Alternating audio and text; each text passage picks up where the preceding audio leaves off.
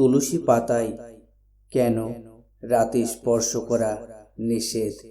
সন্ধ্যার পর আকাশ যখন ধীরে ধীরে অন্ধকারে ঢেকে যায়, ঘরে ঘরে যখন দীপ জ্বলে ওঠে, তখন বাতাসে এক অপার্থিব নীরবতা নেমে আসে। সেই সময় বাড়ির আঙিনায় দাঁড়িয়ে থাকা পবিত্র তুলসী গাছ যেন আরো গম্ভীর, আরো রহস্যময় হয়ে ওঠে। হিন্দু শাস্ত্রে তুলসীকে শুধু একটি গাছ নয়, দেবী রূপে পুজো করা হয়। তিনি হলেন দেবী বৃন্দা, যিনি ভগবান বিষ্ণুর অতি প্রিয়া। বিশ্বাস করা হয় তুলসী দেবীর শরীরে বিরাজ করেন স্বয়ং নারায়ণ। তাই তুলসী পাতা ছাড়া তার পূজা অসম্পূর্ণ। পৌরাণিক কাহিনী অনুসারে এক সময় বৃন্দা ছিলেন অসীম সতীত্বের অধিকারিণী। তার তপস্যা ও শক্তিতে দেবতারা পর্যন্ত অভিভূত হতেন।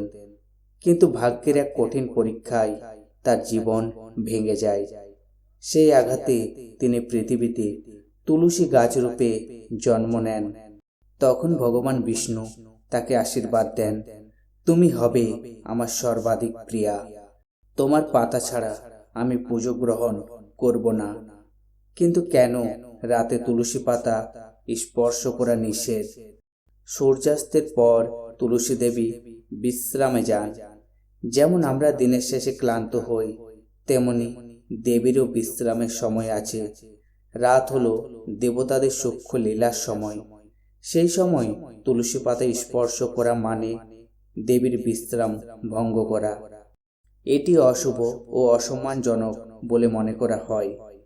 আরও একটি বিশ্বাস আছে, রাতে তুলসী গাছে দেবতাদের বাস।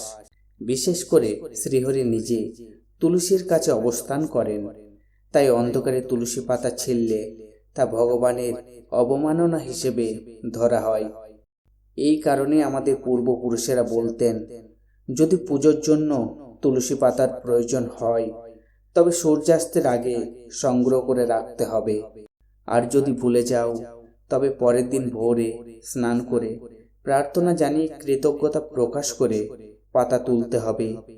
এই নিয়ম কেবল একটি আচার নয়, এটি প্রকৃতির প্রতি সম্মান শেখায়। গাছকেও জীবন্ত সত্তা মনে করে তার বিশ্রামের সময়কে সম্মান করার শিক্ষা দেয়।